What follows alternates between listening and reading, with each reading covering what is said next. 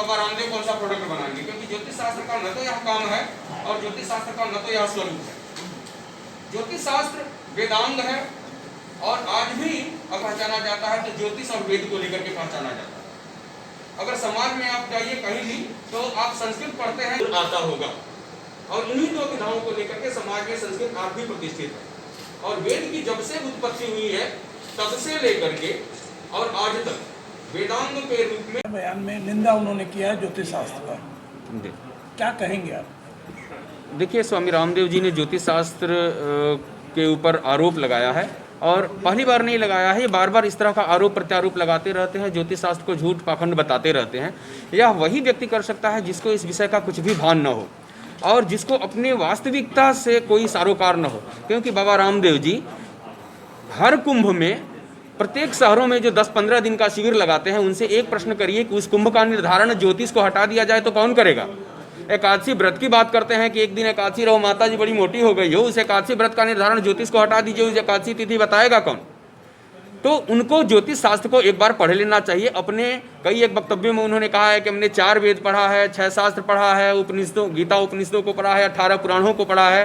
क्या वो सर्वज्ञ हो गए हैं? इतने शास्त्रों को बताने के लिए हमारे अनेक आचार्य हुए, लेकिन इन सब शास्त्रों को पढ़ करके समझा है सिर्फ एक बाबा रामदेव जी ने। और उतना ही नहीं, आधुनिक चिकित्सा पद्धति को भी समझ लिया है, क्योंकि उसके ऊपर भी आरोप करते हैं। जो विषय आजकल दुनिया में है, जो रामदेव जी समझते हैं वही है, और उसके अतिरिक्त सब पाखंड है, ये उनका वक्तव्य होता है। जैसे कि उन्होंने आधुनिक चिकित्सा पद्धति को किया, ज्योतिष शास्त्र को लेकर के कर रहे हैं, और वस्तुतः उनको कितना आभास है इसका आप लोग देखते ही हैं उनके शब्दों में, उनके भाषाओं से। डिपार्टमेंट क्या शास्त्रार्थ की बात करते हैं? देखिए, डिपार्टमेंट शास्त्रार्थ की बात तो समबौद्धिक स्तर वालों पे लागू होती है। अगर एक विषय में किसी 2 व्यक्तियों की समान बौद्धिक स्तर होता है तो शास्त्रार्थ होता है, अन्यथा शास्त्रार्थ की बात नहीं होती है। तो अगर हम आयुर्वेद के होते तो उनसे शास्त्रार्थ करते, योग के होते तो उनसे शास्त्रार्थ करते, और वो ज्योतिष शास्त्र में हमसे या हमारे कक्षा में नव प्रवेशी छात्र है जिसको ज्योतिष का अध्ययन आरंभ कराया जाता है, उससे भी वो शास्त्रार्थ ज्योतिष शास्त्र में नहीं कर सकते, क्योंकि हमें लगता है कि ज्योतिष शास्त्र को उनको तनिक भी आभास नहीं है, उनका ज्योतिष शास्त्र का ज्ञान उन्हें तनिक भी नहीं है।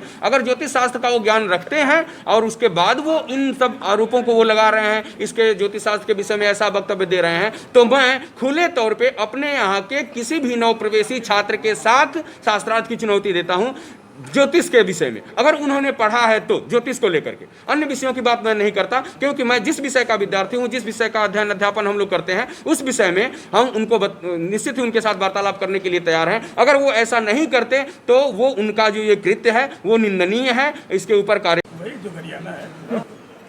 रामदेव जी ने जो शास्त्र ज्योतिष शास्त्र पर जिन्होंने अंगुली बिना पढ़े उठाया है, यह केवल मानव समाज को ही नहीं, हमारे जो ज्योतिष शास्त्र के 18 जो ऋषि महर्षि हैं उन लोगों के ऊपर उठाया है। इन्होंने जो काल के विभाजन तक जिसको पता नहीं है कि काल किसको कहते हैं, उसी काल के अधीन होकर के जो मुहूर्त शास्त्र बनाया जाता है, जिससे धर्म और पर्व का निर्धारण किया जाता है, कृषि कार्य से लेकर के जो भी शुभ अशुभ कर्म होते हैं काल के ज्योतिष शास्त्र के द्वारा बताया जाता है। वेद विहित जो कर्म हैं वो भी ज्योतिष शास्त्र के काल पर ही निर्धारित है। ऐसे आदमी जो कुछ नहीं जानता है हमारे शास्त्र के ऊपर अनर्गल प्रलाप करता है, इस पर मैं सरकार से अनुरोध करता हूं कि इस पर कार्रवाई होनी चाहिए, और माफ़ी ये देने के योग्य नहीं है, इसलिए कि हर महीने माफ़ी मांगता है। यह व्यक्ति जनमानस के भड़काने का और व्यापार करने का काम करता है। ऐसे आदमी के लाइसेंस रद्द होना चाहिए और इसको कारागार में भेजना चाहिए। मानसिक संतुलन भी ठीक नहीं है। देखिए, मानसिक उस व्यक्ति का संतुलन बहुत बिगड़ गया है, इसलिए कि उसको अवसाद की बीमारी है, और यह रोग का निर्धारण ज्योतिष शास्त्र ग्रहों के अनुसार करता है। आयुर्वेद तो केवल औषधि देता है, वो जो व्यक्ति औषधि बनाता है वह रोग होने के बाद देता है, लेकिन यह ज्योतिष विभाग या उसको यह चुनौती देता है कि जन्मांग देख करके किस अंग में कौन सा रोग होगा, किस काल में होगा, वो अंधा होगा कि काड़ा होगा कि बहरा होगा कि गूंगा होगा, या केवल ज्योतिष शास्त्र बता सकता है।